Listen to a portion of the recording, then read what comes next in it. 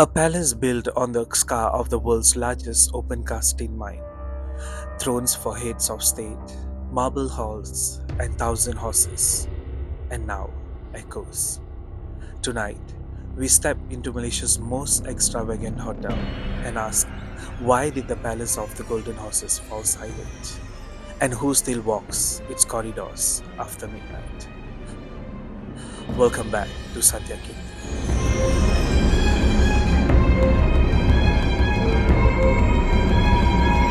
Before we begin, I would like to thank each and every one of you for supporting the channel. It means greatly to us. So let's get started.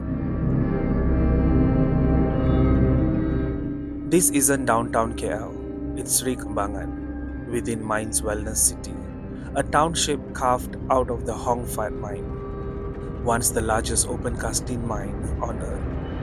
In the late 1980s, developer Country Heights Holdings Berhad took the crater and turned it into a lake ring luxury enclave. At its heart, the Palace of the Golden Horses.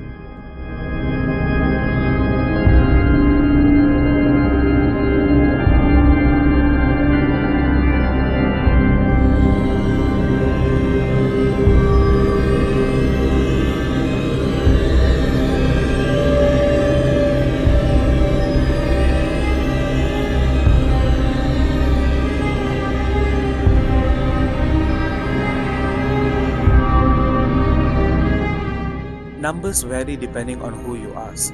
Some guides list the property as open between 1997 to 1998. Others cite year built as 1989, with later renovation took place in 2012 to 2014. Whichever date you pick, by the late 90s, it was fully operational.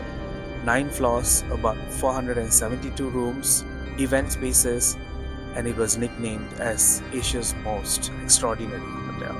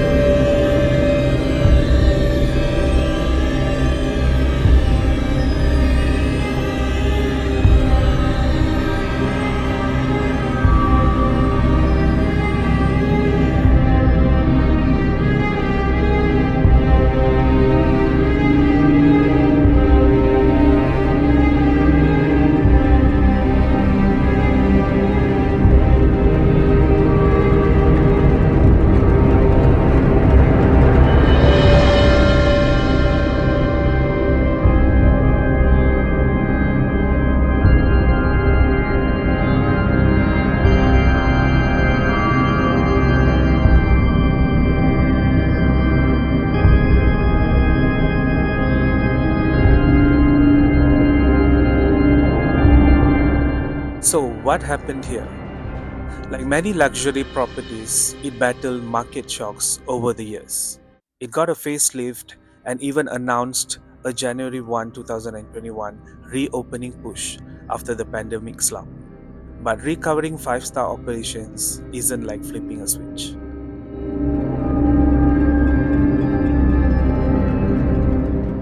By late 2024, local coverage summed up what visitors were seeing.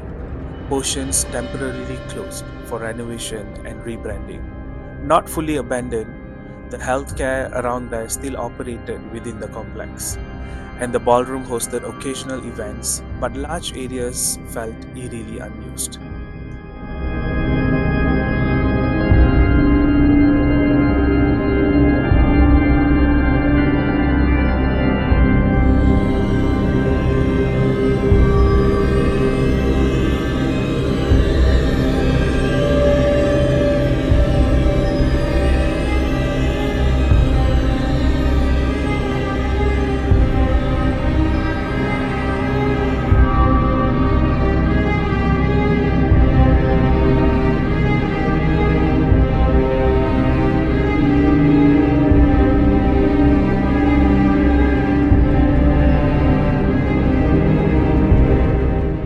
Financially, 2025 brought more turbulence.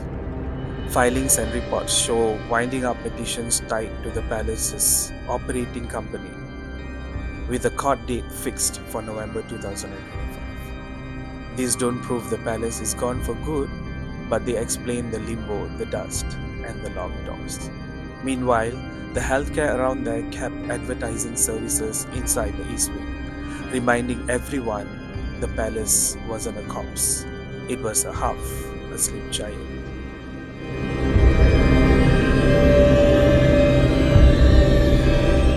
Parts of the property quiet, urban explorers showed up. On TikTok and YouTube, Malaysians walked the exterior, peered through glass, flew drones, documenting a grand shell, chandeliers dimmed, carpet aging, yet that unmistakable royal silhouette still towering over the lake. On Instagram, visitors posted reels saying, "One of the coolest buildings I've visited," marveling at its scale and that unsettling emptiness. This is the moment when a luxury venue becomes liminal space. A palace that once held summits and weddings now holds silence. And in Malaysia, silence invites stories.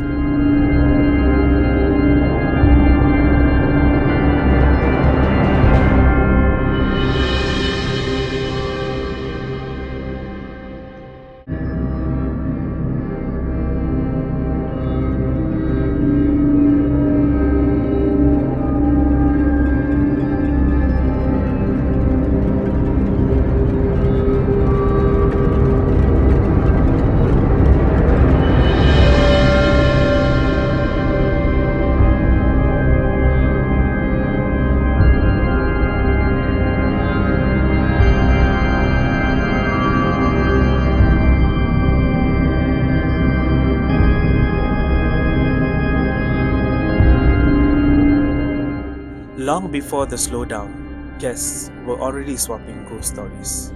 On travel forums and reviews, the palace appears on haunted hotel lists. The most infamous claim? A traveler wrote that between 1 to 3 am, near rooms 5042 and 5044, you might see two female apparitions. Beautiful but sad. The review has lived online since 2009, echoed by a 2011 post warning about garden side rooms.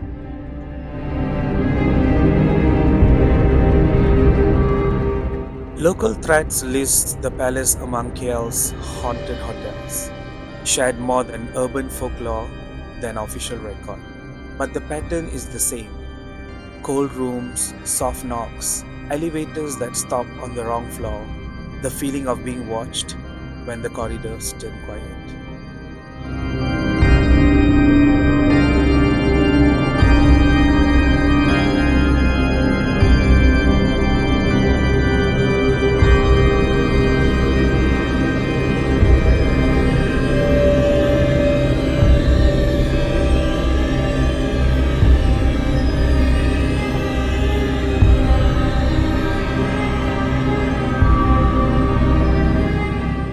Is any of it provable?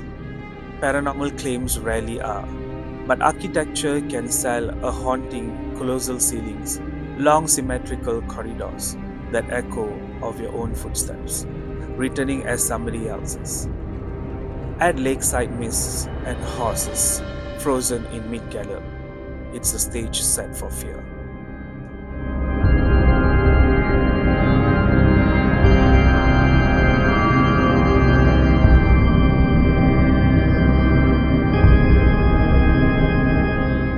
There's also a movie connection fans bring up in haunted hotel videos.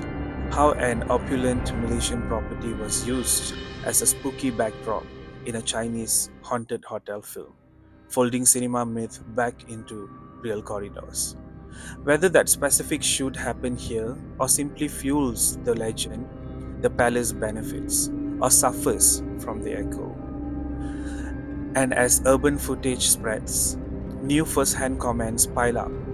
Felt like a post-apocalypse castle.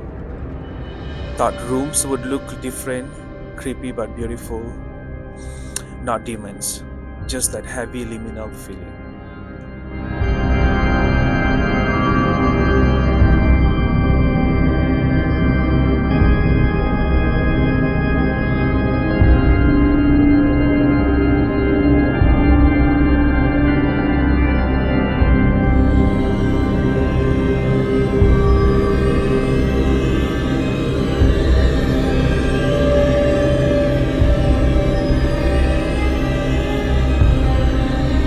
If you ever find yourself by the lake at 2 a.m., look across the water. Count the golden horses. If you see more than the statues allow, you are not alone. And if your lift opens by itself on the fifth floor, maybe don't look at your left.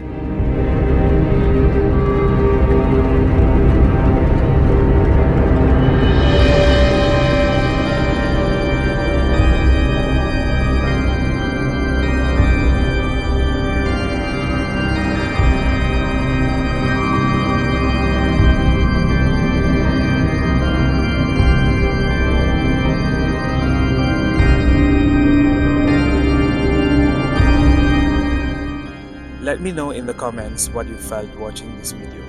If you liked this deep dive, hit like, subscribe, and ring the bell. Until next time, stay curious and keep your eyes open because some places never sleep.